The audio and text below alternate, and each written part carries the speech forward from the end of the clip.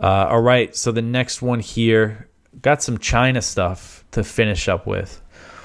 U.S. troops deployed to back the Philippines in the South China Sea. So last week, the Pentagon revealed that U.S. troops are deployed as part of a task force to support the Philippines in its dispute with China in the South China Sea, a deployment that is a significant provocation toward Beijing.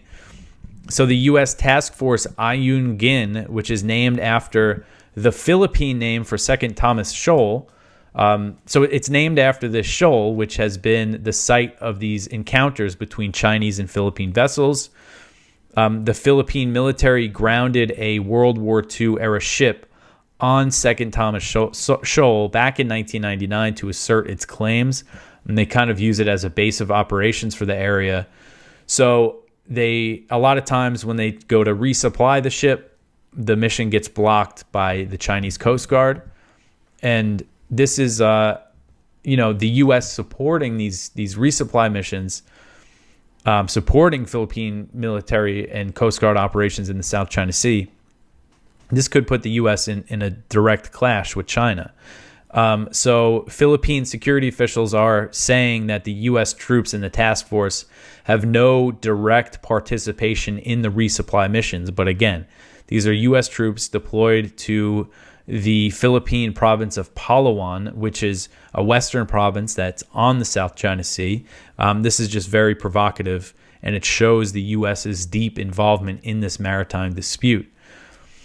Secretary of Defense Lloyd Austin revealed the existence of the task force last week when he visited Palawan. He wrote on X that he met with American service members deployed with this task force.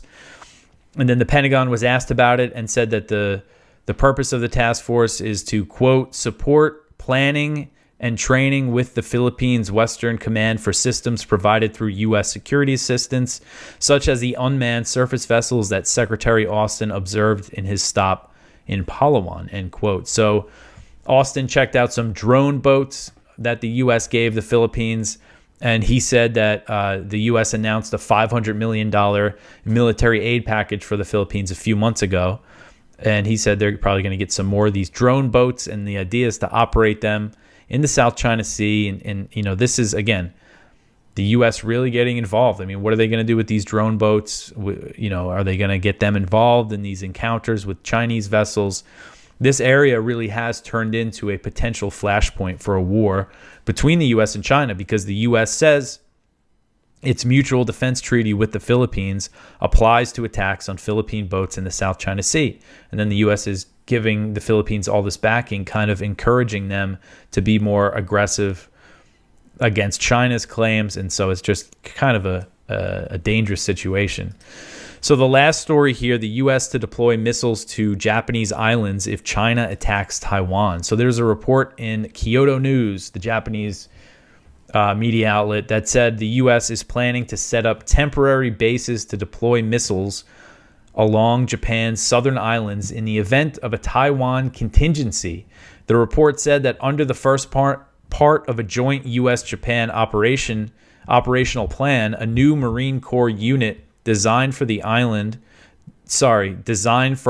hopping in the Western Pacific, known as the Marine Littoral Regiment, will be deployed with HIMARS rocket systems along the Ryukyu Islands. So if you're familiar with the Ryukyu Islands, known as the Nansei Islands in Japan, this includes Okinawa, but also islands that go south and west close to Taiwan. So, and this report also says the U.S. is going to deploy these long-range missile units in the Philippines as well. And, this is talking about the U.S.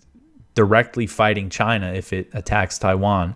And I know I talk about this a lot, but I think it is worth stressing that the U.S. military is openly planning for a direct fight with China over Taiwan in the future, despite the risk of nuclear war. I mean, this is what they go around talking about this, all these U.S. military leaders, and this is some of the planning that's going on behind the scenes.